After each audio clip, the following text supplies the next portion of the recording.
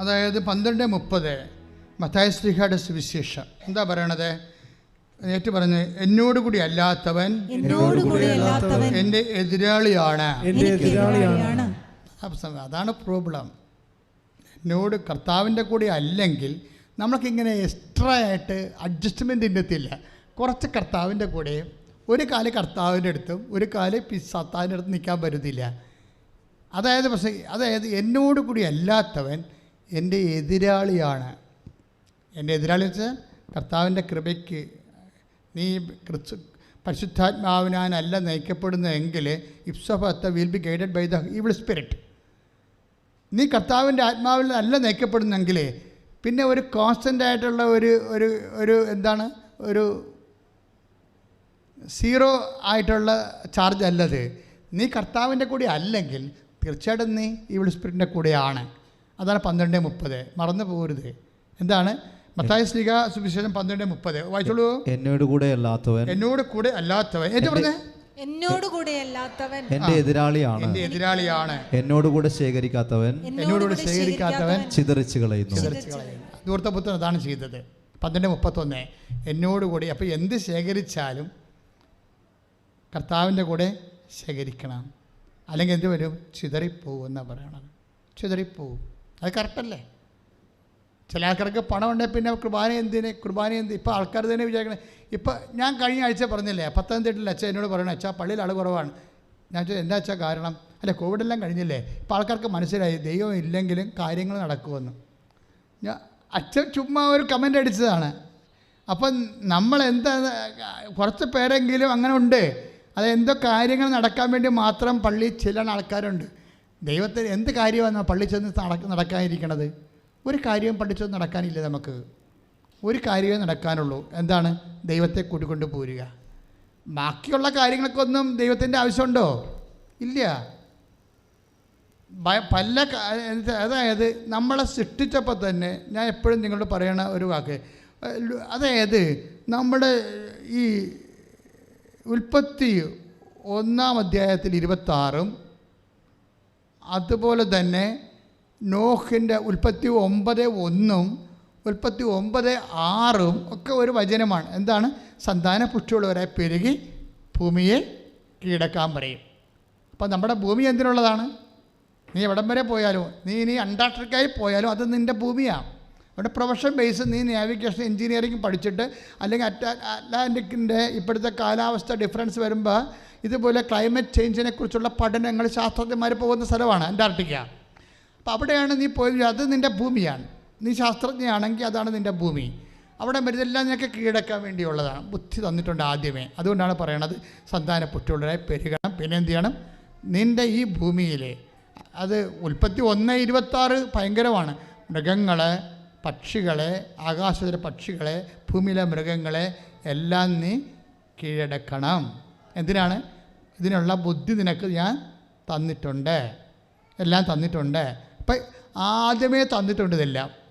അതുകൊണ്ടാണ് യുക്തിവാദികൾ, ഞാൻ കഴിഞ്ഞ ആഴ്ചയിലും അത് പറഞ്ഞ്, യുക്തിവാദികളും നിരീശ്വരന്മാരും യേശുവിനെ അറിയാത്തവരും ഒക്കെ രക്ഷപ്പെടണം. എന്തുകൊണ്ടാണ്? ഈ ജനറ്റിക് ബ്ലെസ്സിങ് ഉണ്ട്.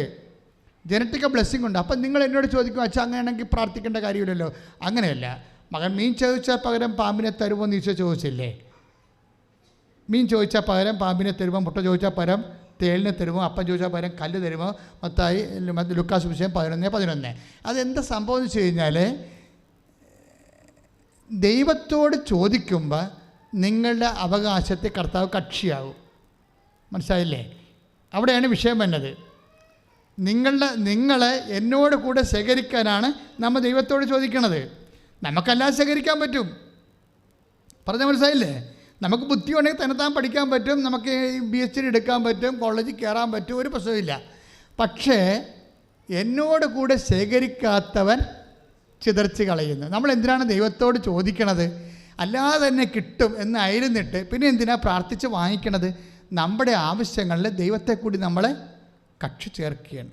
മനസ്സിലായില്ലേ? 12:31 അനുസരിച്ചുണ്ട്. മനസ്സിലായോ കാര്യങ്ങൾ? അപ്പോൾ കക്ഷി ചേർക്കുമ്പോൾ എന്താ പറ്റണത്? ഇതിനൊരു പ്രൊട്ടക്ഷൻ കിട്ടും, സംരക്ഷണം കിട്ടും.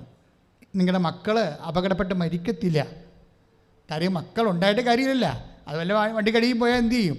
ചില മക്കളെ ഒരുത്തൻ എൻ്റെ അടുത്ത് വന്നിട്ടും അമ്മ പറഞ്ഞ് കരഞ്ഞു പോയി, മകൻ മരിച്ചതാ വിഷയം. അച്ഛാ ഞാൻ അവനോട് കാലെ കെട്ടി വീണ് എല്ലാ അച്ഛന്മാരുടെ അവനെ കൊണ്ടുപോയി. എന്താ പരിപാടി? അവന് ഡൂക്ക് മേടിക്കേണ്ട, നീ സാധാരണ 80,000 രൂപയുടെ ബൈക്ക് മേടിക്കാൻ പറഞ്ഞു. ഡൂക്ക് മേടിക്കണമെന്നാണ് അവൻ നിർബന്ധം വെക്കണത്. അതിന് 2.25 ലക്ഷം രൂപ അന്നാകും വില. കമ്പനിക്കാർ 100 ഒരു വർഷം ഇറക്കുമ്പോൾ പെട്ടെന്ന് തന്നെ അത് ഈ പിള്ളേർ ചെത്തുപിള്ളേർ വാങ്ങിച്ച് ഏതെങ്കിലും കോളേജിൻ്റെ വഴക്കെ പോയി നിന്ന് പിന്നെ പിടിച്ച് തമിഴിൻ്റെ ലോറിക്ക് അടവെച്ച് ആ ചാപ്റ്റർ കണ്ട ക്ലോസ് ചെയ്യും. എത്ര എണ്ണമാണ് ഡൂക്ക് മേടിച്ച് ചത്തിരിക്കണത്. അപ്പോൾ ഇങ്ങനെ ഒരു സാധനത്തിനാണ് മക്കളെന്ന് പറഞ്ഞ് നമുക്ക് കിട്ടിയിരിക്കണമെങ്കിൽ എങ്ങനെ പ്രയോജനപ്പെടാനാണ്? എന്നോട് കൂടെ ശേഖരിക്കാത്തവൻ, അത് ദൈവത്തെ നിരക്കാത്ത പോക്കാണെന്ന് കണ്ടാൽ അമ്മയ്ക്ക് പറയാനുള്ള ബോധ്യമുണ്ട്. കാര്യം നിങ്ങൾക്കതിനുള്ള അധികാരമുണ്ട്. ഒരു ലൈനടി കേസ് വന്നപ്പോഴേ ആ വിശ്വാസം നമ്മുടെ വിശ്വാസത്തിലല്ല നിൽക്കുന്നതെന്ന് മനസ്സിലായി. അവളോട് പറഞ്ഞു, എടി അവൻ്റെ ഫോൺ നമ്പറിൽ കണ്ടു തന്നെ, ഞാൻ വിളിക്കും. എടാ മകനെ, ഇത് നിൻ്റെ സുഹൃത്തെന്ന് പറഞ്ഞ് നടക്കുന്ന ആളിൻ്റെ അമ്മയാണ് ഞാൻ. നീ ഇവളെ കെട്ടത്തില്ല. കാര്യം എന്താണെന്നറിയാമോ? ഞാൻ ഇവളെ അൾത്താറയിൽ നിന്ന് ഈശോൻ്റെ അടുത്ത് നിന്ന് മേടിച്ചതാണ്. അതാണ് അമ്മ. ആ ചാപ്റ്റർ അവിടെ വെച്ച് ക്ലോസ് ആകും.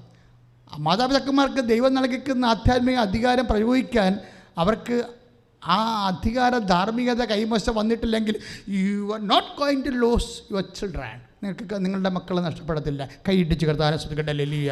യേശുവേ സ്തോത്രം.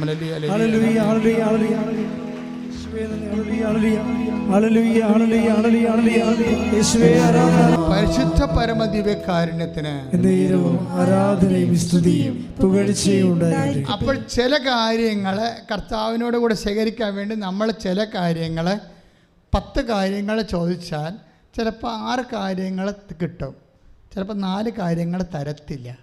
അപ്പോൾ ധൂർത്തപുത്രൻ പോലെ കർത്താവിൻ്റെ അടുത്ത് വന്ന് പറയും, നീ എന്നോട് ചോദിച്ചിട്ട് ഒരു കുഞ്ഞാടിനെ പോലും എനിക്ക് തന്നില്ലല്ലോ. അപ്പോൾ അപ്പന് വേണ്ടി ചോദിക്കാൻ വരുന്നത്, ഞാനൊന്നും കൊണ്ടുപോയിട്ടല്ല, എല്ലാം ഇവിടെ ഉണ്ട്, നീയും ഉണ്ട്, നീ ഇവിടെ നിന്ന് വിഷം കഴിച്ച് ജീവിക്കുന്നു, ഒരു കുഴപ്പമില്ല, എല്ലാം നിൻ്റെതാണ്. അതൊന്നും അപ്പൻ ചോദിച്ചില്ല. അപ്പൻ എന്താ പറഞ്ഞത്? തിരിച്ചു പറഞ്ഞത് എന്താണ്? നീ മറ്റവനെ പോലെ അല്ല, എൻ്റെ കൂടെയാണ് ശേഖരിച്ചിരിക്കണത്, അല്ലേ? എൻ്റെ കൂടെയാണ് ശേഖരിക്കണത്. അത് 15:31 എന്താ പറഞ്ഞത്? ലുക്കാസ് വിശേഷം 15:31, നീ എൻ്റെ കൂടെയാണ് ശേഖരിച്ചിരിക്കുന്നത്. അതുകൊണ്ട് എന്താണ്? എനിക്കുള്ളതെല്ലാം നിനക്കുള്ളതാണ്. ക്ലിയർ അല്ലേ? എനിക്കുള്ളതെല്ലാം എന്ന് പറഞ്ഞാൽ എന്താണ്? പിതാവായ ദൈവമാണ് അവിടുത്തെ കഥാപാത്രം. അവിടുത്തെ കഥാപാത്രമാണ് പിതാവായ ദൈവമാണ്. 15:31 ലുക്കാൻ്റെ സുവിശേഷത്തിൽ 15:31 എനിക്കുള്ളതെല്ലാം നിനക്കുള്ളതാണെന്ന് പറയുമ്പോൾ എനിക്കുള്ളത് എന്താ? പിതാവായ ദൈവത്തിനുള്ളത് എന്താണ്? നിത്യതയാണ്. ദൈവ പൈതലേ, നിനക്കെന്തെങ്കിലും ഞാൻ തന്നിട്ടില്ലെങ്കിൽ നിത്യത നിനക്ക് അവകാശമോഹരിയാക്കാൻ വേണ്ടി ഞാൻ വിൽപ്പത്രം എഴുതിയെന്നാണ് പറയുന്നത്. കൈയിട്ടിച്ച് കർത്താവിനെ സ്തുതിക്കട്ടെ. ഹല്ലേലൂയ. യേശുവേ സ്തോത്രം. ഹല്ലേലൂയ. ഹല്ലേലൂയ.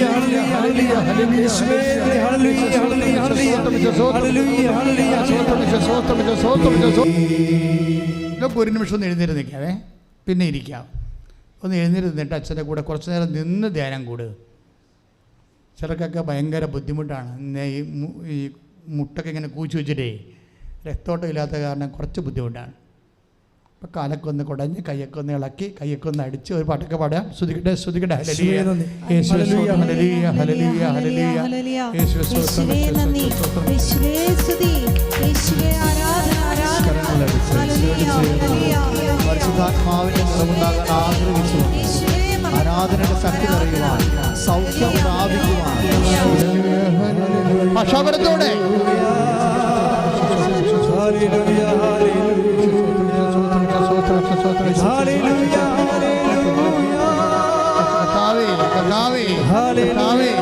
എല്ലാ മക്കളെയും സ്പർശിക്കണമേ കർത്താവേ.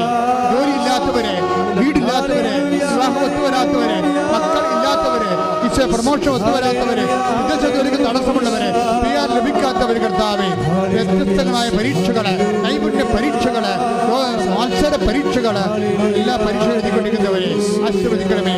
അവിടെ കഴിവുകണ്ട കർത്താവേ, അങ്ങനെ കൃപയാൽ അവർക്ക് സാക്ഷ്യം പറയാൻ ഇടയാക്കണമെന്ന് പ്രാർത്ഥിക്കുന്നു. തകർന്ന കുടുംബങ്ങള്, തകർന്ന മക്കളുടെ സ്വഭാവങ്ങള് കർത്താവേ, സാമ്പത്തിക തകർച്ചകള്, സാമ്പത്തിക കടങ്ങള് എല്ലാം കർത്താവ് ഏറ്റെടുക്കട്ടെ. അവിടുത്തെ അമ്മയായ മറിയത്തിന്റെ മാധ്യസ്ഥതയെ മുഴുവൻ കണ്ണീരുകള് ഏറ്റെടുക്കട്ടെ കർത്താവേ. അവർ കണ്ണീരിലൂടെയാണ് വരുന്നത്. അങ്ങനെ ആശ്വസിപ്പിച്ച് പറഞ്ഞേക്കുമെന്നുള്ള യെരമ്യാ 31:9 പ്രാർത്ഥിക്കുന്നു. കർത്താവിൻ്റെ കണ്ണ് ചൊരിയട്ടെ. കർത്താവിൻ്റെ കണ്ണ് സൗഖ്യമാകട്ടെ. കർത്താവിൻ്റെ കണ്ണ് സമാശ്വാസമാകട്ടെ. കർത്താവിൻ്റെ കരുണ സമാധാനമാകട്ടെ. ശ്രദ്ധിക്കട്ടെ, ശ്രദ്ധിക്കട്ടെ, ശ്രദ്ധിക്കട്ടെ. ഹല്ലേലൂയ. യേശുവേ ആരാധന, hallelujah, hallelujah, hallelujah.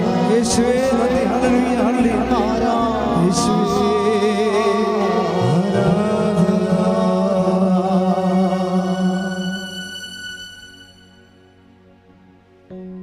Praise the Lord. ഇരിക്കുക.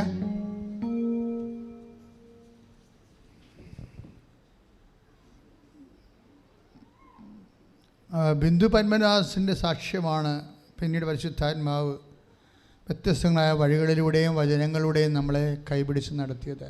ഞാൻ ആ സാക്ഷ്യത്തേക്ക് തിരിച്ചു വരികയാണ്. അവരുടെ സാക്ഷ്യത്തിൻ്റെ പ്രത്യേകത കൊണ്ടാണ് ഞാൻ തിരിച്ചു വരാൻ കാരണം. അവർ ഈ ഉടമ്പടി എടുത്തതിന് ശേഷം അവരുടെ പ്രശ്നം എന്താണ്? 2 പ്രശ്നങ്ങളാണ്. 3 പ്രശ്നമുണ്ട്. മകൻ്റെ പ്രശ്നമുണ്ട്, പഠനത്തിൻ്റെ പ്രശ്നമുണ്ട്. അതെല്ലാം സെറ്റാക്കി മാതാവ്, ഒറ്റ ഉടമ്പടി സെറ്റാക്കി. പക്ഷെ അതല്ല, ഇവരുടെ മുട്ടുവേദന 9 കൊല്ലമായി 7 കൊല്ലമായിട്ട് ഇത് മുട്ട് കുത്താനേ പറ്റണില്ല. അവർ പറഞ്ഞത് അതാണ് എൻ്റെ ശരീരത്തിൻ്റെ പ്രശ്നമെന്നാണ് പറയണത്. എനിക്ക് സമാധാനമില്ലാത്തതിൻ്റെ കാരണവും എല്ലാം ചെയ്യുമ്പോഴും ഞാൻ മുട്ടിൻ്റെ വേദന എന്നെ ഉള്ള സമാധാനം മുഴുവൻ എടുത്തുകൊണ്ട് പോകും. നമ്മൾ എന്തൊക്കെ ഓരോ കാര്യങ്ങളൊക്കെ ചെയ്ത് നമുക്ക് എന്തെല്ലാം സന്തോഷം കിട്ടിയാലും ശരി, മുട്ടിൻ്റെ വേദന ഓർക്കുമ്പോൾ എല്ലാം ഉള്ള സമാധാനം അങ്ങോട്ട് പോകും. ഇതാണ് ഒരു കാര്യം. പക്ഷേ എന്നാ ചെയ്തിരിക്കണം ഇവർ ഒരു തീരുമാനം എടുത്തു മനസ്സിൽ. എന്താണ്? ഒരിക്കലും കുത്താത്ത മുട്ടുകുത്തി പ്രത്യക്ഷ പ്രാർത്ഥന ചെല്ലുക. അതാണ് അവരുടെ ലക്ഷ്യം. എവറസ്റ്റ് കീഴടക്കാൻ വേണ്ടി ടെൻസിങ് എല്ലാവരെയും തീരുമാനിച്ചില്ലേ, അതുപോലെ ഒരു തീരുമാനം എടുത്ത് ഇവർ വിശ്വാസത്തിൻ്റെ കൈയും കാലും വെച്ച രൂപമാണ്. എന്താ പ്രശ്നം വെച്ച് കഴിഞ്ഞാൽ അവർ തീരുമാനിച്ചത് ഞാൻ ഈ ഉടമ്പടിത്തൈലം തേച്ചുകൊണ്ട് വെളുപ്പിന് 3 മണിക്ക് എഴുന്നേറ്റ് പ്രത്യക്ഷീകരണ പ്രാർത്ഥന ചെല്ലും. ആരാണിത് എടുത്തിരിക്കുന്നത്? അക്രൈസ്തവ സഹോദരിയുടെ തീരുമാനമാണിത്. അതാണ് വിഷയം. ക്രൈസ്തവൻ എഴുന്നേറ്റ് ഇപ്പോഴും വരുമ്പോൾ 8 മണി ആകുന്നുണ്ട് പ്രത്യക്ഷീകരണ പ്രാർത്ഥന ചെല്ലാൻ വേണ്ടി. അതുകൊണ്ടാണ് ചില ആൾക്കാരുടെ ഉടമ്പടി കൊലക്കണൻ്റെ കാര്യം. കാര്യത്തിൽ അവർ എഴുന്നേറ്റ് വരുമ്പോൾ തന്നെ 7 മണിയാവും. 7 മണിക്കുള്ള പ്രത്യക്ഷ പ്രാർത്ഥന അതുകൊണ്ട് തന്നെ കട്ടാണ്. കാര്യം ഇവിടുന്ന് തന്നിരിക്കുന്ന നിർദ്ദേശം 5:30 to 6:30 5:30 to 6:30. അപ്പം നിങ്ങളത് ലൈഫ് അതനുസരിച്ച് ക്രമീകരിക്കണം. ഉടമ്പടിയിലുള്ളത് എല്ലാവർക്കും എല്ലാം പ്രയാസമല്ല, ചിലത് പ്രയാസമാണ്. കാര്യം അവർക്കത് യൂസ്ഡ് അല്ലാത്തതുകൊണ്ടാണ്. പക്ഷേ അവർ യൂസ്ഡ് ആകും. ഇപ്പോൾ ഇവരുടെ കളി കണ്ട ഇവർ ഉടമ്പടി പ്രാർത്ഥന ഉടമ്പടി തൈലം എടുത്തിട്ട്, ആ ഉടമ്പടി തൈലം നിങ്ങൾക്ക് അറിയാമല്ലോ. ഉടമ്പടി കിട്ടുന്ന തൈലം, ഉടമ്പടി ഉപ്പ്, ഉടമ്പടി കാശുരൂപം, ഉടമ്പടി നീലത്തിരി, പച്ചത്തിരി എല്ലാം വെഞ്ചരിക്കണമാകുമ്പോൾ കുർബാന ചെല്ലും. പിന്നെ എന്തു ചെയ്യും? എല്ലാ വിഷയവും നിങ്ങളുടെ വീട്ടിൽ പാമ്പാണ് എൻ്റെ ശല്യമാണെങ്കിലും പിശാസിൻ്റെ ശല്യമാണെങ്കിലും വേറെ എന്ത് ശല്യം അതെല്ലാം കവർ ചെയ്തേണ്ട കാസ്റ്റിംഗ് പ്രെയറാണ് ഇതിനു വേണ്ടി ചെല്ലണത്. അല്ല നിങ്ങൾ പള്ളികളിൽ നിന്നൊക്കെ പായസം മേടിച്ച് വെഞ്ചരിച്ച് കുടിച്ചുകൊണ്ടിരിക്കുന്ന പോലെയുള്ള വെഞ്ചരിപ്പല്ല, ജനറലായിട്ടുള്ള വെഞ്ചരിപ്പല്ല. ഓരോ കാര്യങ്ങൾക്കും യേശു കർത്താവാണെന്ന് അതിരം കൊണ്ട് ഏറ്റു പറഞ്ഞു. ദൈവനെ മരിച്ചതെന്ന് ഉയർപ്പിച്ചതെന്ന് നമ്മൾ ഹൃദയത്തിൽ വിശ്വസിക്കുമ്പോഴാണ് കർത്താവിൻ്റെ ഉയർത്തെഴുന്നേൽപ്പ് നമ്മൾ മഹിമ പ്രാപിക്കണത്. എല്ലാ കാര്യങ്ങളും ഉയർത്തെഴുന്നേൽക്കും.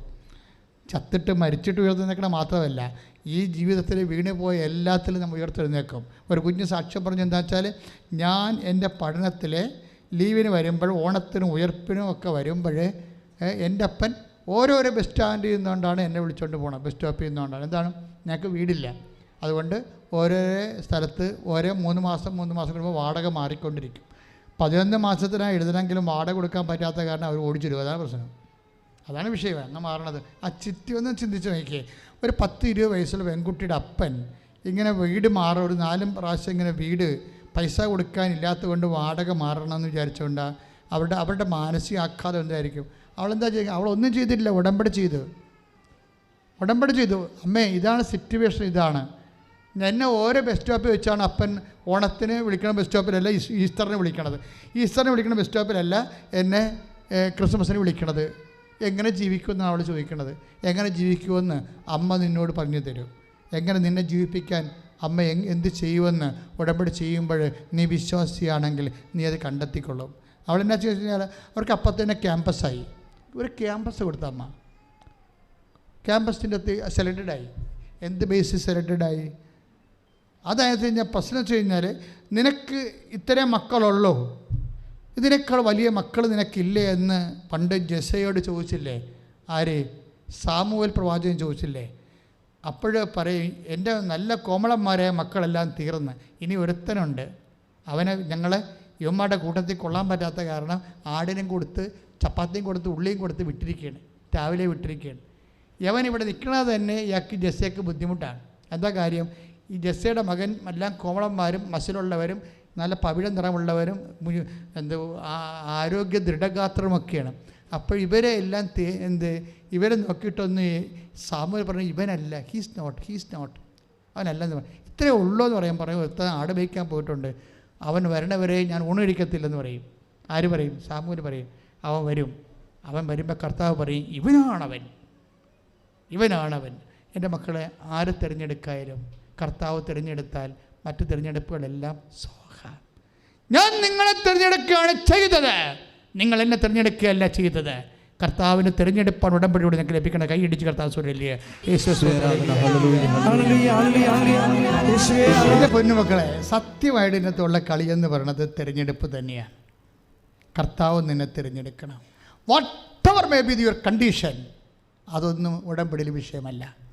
ആരോഗ്യമോ നിൻ്റെ സൗന്ദര്യമോ നിൻ്റെ കപ്പാസിറ്റിയോ ഒന്നും ഒരു വിഷയമല്ല. നിൻ്റെ ഏറ്റവും കപ്പാസിറ്റി എന്ന് പറയുന്നത് എന്താണ്? കർത്താവാണ് നിൻ്റെ കപ്പാസിറ്റി. അത് ആദ്യം പറഞ്ഞത് ആരാണ്? The Lord God is my portion and cup. ആരാ പറഞ്ഞത്? എൻ്റെ ഓഹരി എൻ്റെ അപ്പൻ ജെസ്സ ഉണ്ടാക്കിയതല്ല, എൻ്റെ ഓഹരി എൻ്റെ കർത്താവാണെന്ന് ദാവീദ് പറഞ്ഞതാണ്. ശ്രദ്ധിക്കട്ടെ.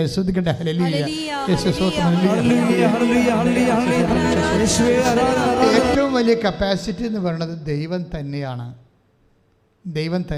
അപ്പം നീ നിൻ്റെ മെരിറ്റിൽ അത് കുറഞ്ഞു പോയെന്ന് ഓർത്തുകൊണ്ട് വിഷമിക്കേണ്ട. ഇവളെ പെട്ടെന്ന് മാതാവ് പ്രൊമോട്ട് ചെയ്തു ക്യാമ്പസ് ഇൻ്റർവ്യൂവിൽ.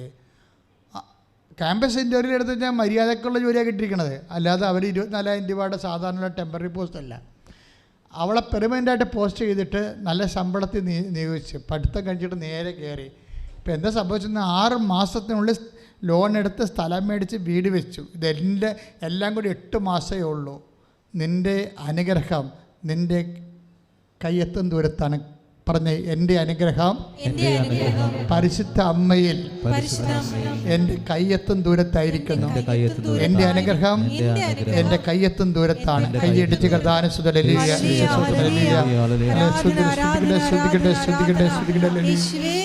നീ വരൂ. ബിന്ദു പത്മദാസ് ഒരു ദിവസം വെളുപ്പിന് എഴുന്നേറ്റ് നിന്ന് ഈ ഉടമ്പടി തൈലെടുത്ത് കാലപ്പുരട്ടി വെച്ചും അവിടെ നിന്ന് കരഞ്ഞു പോണേ. ആ രീതിയിൽ ഞെരിഞ്ഞിരിക്കുകയാണ് മുട്ടേ.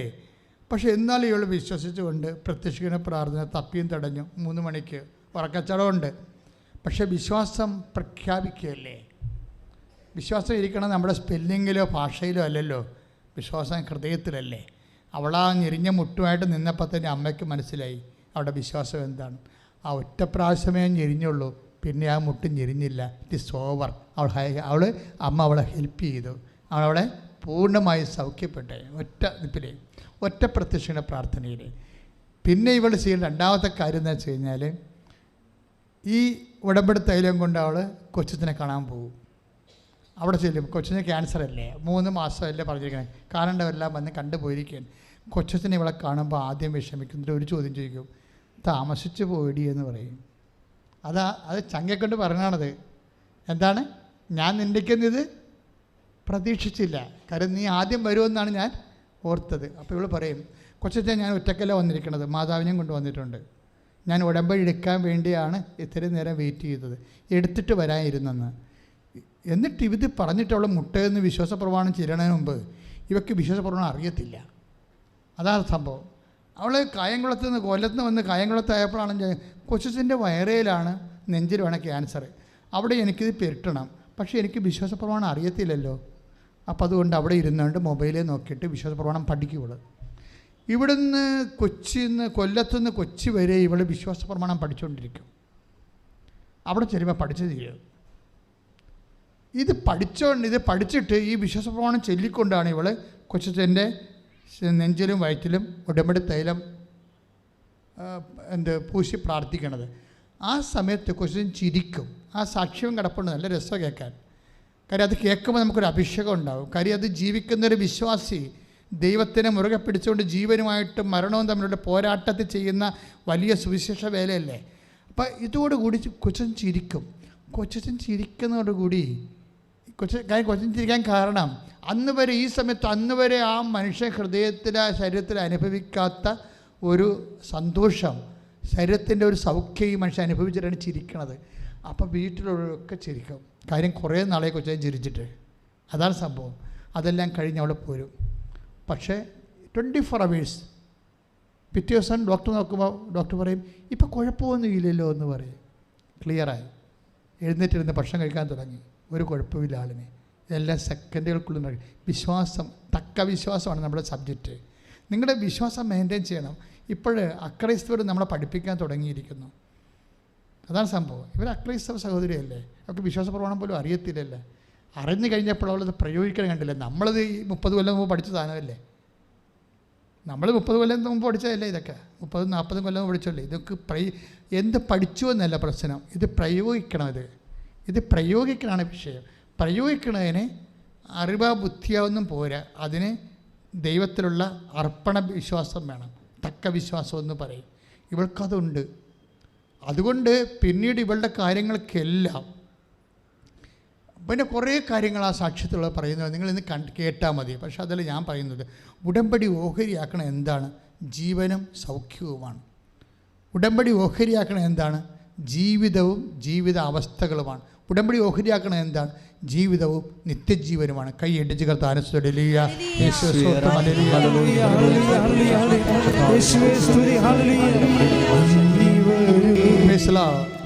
ഇന്നിപ്പോഴും തിങ്കളാഴ്ച, ഇന്നലെ ഞായറാഴ്ച, ഇന്നലെ ഷെമീല എന്ന് പറഞ്ഞൊരു മുസ്ലിം ലേഡി വന്നിരുന്നു. ഇന്നലെ ഷെമീല ആദ്യമായിട്ട് ആലപ്പുഴ വരികയാണ് തോന്നണം. കാരണം വരാൻ കാര്യം അവർക്ക് അവിടെ ഇരിക്കപ്പുറത്ത് കിട്ടണില്ല.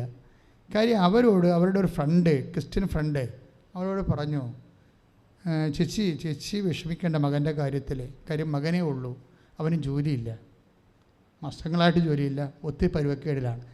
ചേച്ചി ഈ പ്രാർത്ഥന ചൊല്ലിയാൽ മതി. എന്താണ് പ്രാർത്ഥനയാണ്? പ്രത്യക്ഷീകരണ പ്രാർത്ഥന. എന്നിട്ട് മാതാവിൻ്റെ അടുത്ത് ഡേറ്റ് ഇട്ടാൽ മാതാവ് ആ ഡേറ്റ് ഹോണർ ചെയ്തിട്ട് നിങ്ങളുടെ മകനെ വിസ തന്ന് കൊണ്ടുപോയിക്കൊള്ളൂ എന്ന് പറഞ്ഞു. ഷെമീല പക്ഷെ അത് ആദ്യമായിട്ടാണ് ഒരു ക്രിസ്ത്യൻ പ്രേയർ അവിടെ കിട്ടുന്നത്. അവർ മുസ്ലിം അല്ലേ, അവിടെ കിട്ടുന്ന ക്രിസ്ത്യൻ പ്രേയർ ആദ്യമായിട്ട് കിട്ടുകയാണ്. പക്ഷെ അത് കിട്ടുമോ കിട്ടത്തില്ലേ, ശരിയാകുമോ എന്നൊന്നും ചിന്തിച്ചില്ല. അവരതങ്ങ് വിശ്വസിച്ചിട്ട് അവരുടെ മാതാവ് ഞാനൊരു ഡേറ്റ് ഇട്ടിട്ടുണ്ട് കേട്ടോ, February 15. മാതാവിനോട് ഡേറ്റ് ഇട്ടവർ ഉടമ്പടി കണ്ടിട്ടില്ല, പ്രാർത്ഥന കൂട്ടിയിട്ടില്ല, ആദ്യമായിട്ട് ക്രിസ്ത്യൻ പ്രേയർ കിട്ടിയിരിക്കുകയാണ്. പക്ഷേ അവരെടുത്ത് സ്പീഡപ്പായിട്ടാണ് സാധനം ലോഞ്ച് ചെയ്യണത്. എത്ര സ്പീഡപ്പാണ്! നമ്മുടെ ക്രിസ്ത്യൻസിനോട് എത്രയോ പേരോട് പറഞ്ഞിട്ടുണ്ട് നിങ്ങൾ വന്ന് ഉടമ്പടി എടുക്കാൻ. വരട്ടെ, നോക്കട്ടെ, വരാം. ഞങ്ങളുടെ പള്ളി ഇല്ലാത്ത വല്ലതും അവിടെ ഉണ്ടാന്ന് ചോദിക്കുക അധികം. ഞങ്ങളുടെ പള്ളി ഇല്ലാത്തത് വല്ലതും അവിടെ ഉണ്ടാന്ന്. അവിടെ നിങ്ങളുടെ പള്ളി ഇല്ലാത്തത് ഉണ്ടായിട്ടല്ലേ ആൾക്കാരോട് വരണത്. എന്താ കാര്യം? അമ്മ മാതാവിൻ്റെ പ്രത്യക്ഷീകരണം. ആ പ്രത്യക്ഷീകരണത്തിൻ്റെ സാക്ഷിയാക്കി മാറ്റാൻ വേണ്ടിയാണ് പ്രത്യക്ഷീകരണ പ്രാർത്ഥന. ഈ പ്രത്യക്ഷീകരണ പ്രാർത്ഥന ക്രിസ്ത്യാനി ചൊല്ലിയാലും അക്രൈസ്തവൻ ചൊല്ലിയാലും ഒരേ ഇഫക്റ്റാണ്. ജമീലയോട് കിട്ടിയിരിക്കുന്നത് അമ്മയുടെ പ്രത്യക്ഷീകരണ സാക്ഷിയാണ്. അപ്പം പറഞ്ഞ് അമ്മയുടെ പ്രത്യക്ഷീകരണത്തിന് എന്നെ സാക്ഷിയാക്കണമേ, എനിക്ക് ഡേറ്റ് തരണമെന്ന് പറഞ്ഞു. അപ്പോൾ അവിടെ February 15 പറഞ്ഞു ഡേറ്റ് ഇട്ടേ. എന്നിട്ട് 4 മണിക്ക് ഷെമീല എഴുന്നേക്കും. 4 മണിക്ക് നമ്മൾ അതാണ് വിഷയം. അവർ ആർഡൻ ബിഹേവിയർ അതാണ് അത് ദൈവത്തിന് ഒരു പഞ്ഞവുമില്ല. പിന്നെ എന്താണ് പഞ്ഞുള്ളത്? ഈ ദൈവത്തെ സമീപിക്കുന്ന മനുഷ്യനെ ഉള്ള കപ്പാസിറ്റിയിലാണ് ഈ പഞ്ഞം പിടിക്കുന്ന പരിപാടി വന്നത്. ഒത്ത കിട്ടിയ ഊട്ടി പോയാൽ ചട്ടി എന്ന് ഞാൻ എപ്പോഴും പറയും. അതുപോലെ ഈ ഉടമ്പടിയുടെ ഉപ്പ് നോക്കാൻ വേണ്ടി വിറച്ചം തല്ലിയ മറ്റേ ആൾക്കാർക്കാണ് മിക്കവാറും തമ്പുരാൻ നിലത്തിൽ അടിക്കാൻ സാധ്യതയുണ്ട്. കാര്യം അവർക്ക് ഇതുപോലെ വിശ്വാസം പാരമ്പര്യമായിട്ട് നൽകിയിട്ട് they are not even using it. അവർക്കിപ്പോഴും ഓരോരോ കാര്യങ്ങൾക്ക് സംശയമാണ്. കാര്യം നിങ്ങൾക്കറിയാമല്ലോ, ഇത് ഈ ഒരു പ്രാർത്ഥന ഈ ലോകത്ത് വന്നിട്ട് ഇപ്പോൾ ലക്ഷക്കണക്കിന് മനുഷ്യർ എടുത്തിട്ടുണ്ട്. ഈ പ്രാർത്ഥനയ്ക്ക് ആദ്യകാലങ്ങളിൽ തന്നെ എന്നെ ബിഷപ്പ് വിളിപ്പിച്ചിട്ട് മണിക്കൂറോളം ഈ വിഷയത്തെക്കുറിച്ച് സംസാരിച്ചു. അച്ഛാ പല ബിഷപ്പുമാരും വിളിച്ചതിനോട് ചോദിക്കുന്നു, അച്ഛാ ഇതിനെന്താണ് ഇതിൻ്റെ അകത്ത് പ്രശ്നമെന്ന് ചോദിച്ചു. ഞാൻ പറഞ്ഞു, പിതാവ് ഇതിനകത്ത് ഒന്നുമില്ല, ഇതൊരു മെരിയൻ പ്രെയർ പോലും അല്ല, it is A Christological prayer. അവൻ പറയണ പോലെ ചെയ്യുകയാണ്. അവൻ പറഞ്ഞ പോലെ ചെയ്തുകൊള്ളാമെന്നാണ് ജനങ്ങളെല്ലാം പറയണത്. അത് ക്രിസ്ത്യാനികൾ മാത്രമല്ല പറയണത്, എല്ലാ ജാതിക്കാരും പറയുന്നുണ്ട് അവൻ പറഞ്ഞ പോലെ ചെയ്തുകൊള്ളാമെന്ന്. അവൻ പറഞ്ഞ പോലെ ജീവിച്ചോളാം, രോഗമില്ലാത്തവർ രോഗമുള്ളവരെ പോയി കണ്ടോളാം, വസ്ത്രമില്ലാത്തവർക്ക് ഞങ്ങളുടെ വസ്ത്രം പങ്കുവെച്ച് കൊടുത്തോളാം. ഇതല്ലേ പറയണത് നമ്മൾ. കർത്താവിനെ അറിയാത്തവരെ അറിയിച്ചോളാം, അറിഞ്ഞവരെ ആഴപ്പെടുത്തിക്കൊള്ളാം, അങ്ങനെ കുറച്ച് അവൻ പറയണ പോലെ ചെയ്തോളാം എന്ന് പറയണ അത്രേ ഉള്ള ഉടമ്പടി. അതുകൊണ്ട് എന്ത് ചെയ്ത് KCBC തിയോളജിക്കൽ കമ്മീഷൻ്റെ ചെയർമാൻ തന്നെ പുസ്തകത്തിന് അവതാരിക എഴുതി തന്നു. എന്താ കാര്യം? അവർക്ക് മനസ്സിലായി ഇത് ഈ കാലഘട്ടങ്ങളിലെ കേരളത്തിലുണ്ടായ ഒരു പ്രാർത്ഥനയാണിത്. ബാക്കി എല്ലാ പ്രാർത്ഥനയും നമ്മളുണ്ടാക്കിയതല്ലല്ലോ. കുരിശിൻ്റെ വഴി നമ്മുടെ അല്ല, ഇറ്റലിക്കാരുടേതാണ്. ഫ്രാൻസിസ് അസീസിലാണ് കുരിശിൻ്റെ വഴി.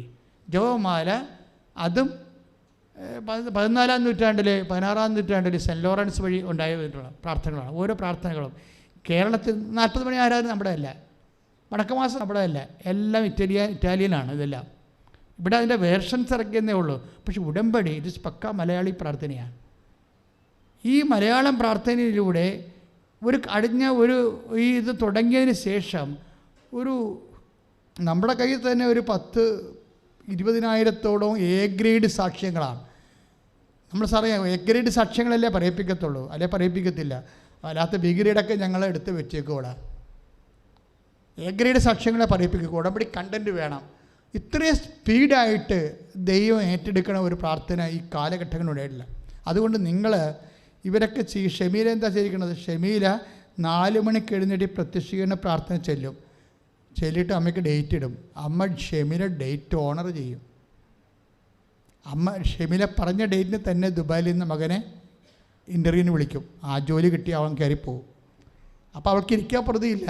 കാരണം എത്രയോ കാര്യങ്ങൾ അവൾ ചെയ്തിട്ടുണ്ട് ഇതിക്ക് മുമ്പ് ഇതിനു വേണ്ടി. ഒരു മകനേ ഉള്ളൂ, എത്ര വർഷങ്ങളായിട്ട് പ്രാർത്ഥിക്കുന്നതാണ്. ഇത് വെറും 1 മാസം കൊണ്ട് കാര്യങ്ങളെല്ലാം മാറിയില്ലേ? അതുകൊണ്ട് അവർ നേരെ കണ്ടു പോകുന്നു. സാക്ഷ്യം പറഞ്ഞതിന് ശേഷമാണ് അവർ ഉടമ്പടി എടുക്കുന്നത്. സാക്ഷ്യം പറഞ്ഞിട്ട് അവർ ഉടമ്പടി എടുത്ത്. എന്താ പ്രശ്നം വെച്ച് കഴിഞ്ഞാൽ ഈ നമ്മൾ ദൈവത്തെ നിങ്ങളെ സാക്ഷ്യപ്പെടുത്താൻ നോക്കണം. എങ്ങനെ? കർത്താവിനെ അറിയാത്തത് അറിയിക്കുക മാത്രമല്ല, അതിന് അറിഞ്ഞവരെ ആഴപ്പെടുത്തുക മാത്രമല്ല ചെയ്യേണ്ടത്. പിന്നെ കർത്താവ് എന്നെ അമ്മയുടെ പ്രത്യക്ഷീകരണത്തിൻ്റെ സാക്ഷിയാക്കി മാറ്റണമേ. ഒന്ന് പ്രാർത്ഥിച്ച് കർത്താവേ യൂട്യൂബിലൂടെ ആയാലും കൃപാസന പത്രത്തിലൂടെ കർത്താവിനെ അറിയാത്തവരെ അറിയിക്കുകയും അവൻ പറഞ്ഞതുപോലെ ചെയ്യുന്നതിന്റെ ഭാഗമായി രോഗികളെ സന്ദർശിക്കുകയും വസ്ത്രമില്ലാത്തവർക്ക് വസ്ത്രം കൊടുക്കുകയും നമ്മുടെ സഹായം ആവശ്യമുള്ള എല്ലാ ആവശ്യരോടും അവൻ പറഞ്ഞതുപോലെ ചെയ്യുന്നതിന്റെ ഭാഗമായി ഉടമ്പടി പ്രകാരം മാതാവിന്റെ മധ്യസ്ഥതയിൽ യേശുവിന്റെ നാമത്തിൽ വിശേഷ സാക്ഷിയാകാൻ എന്നെ അഭിഷേകം ചെയ്യണം. ശ്രുതികട ഹല്ലേലൂയ.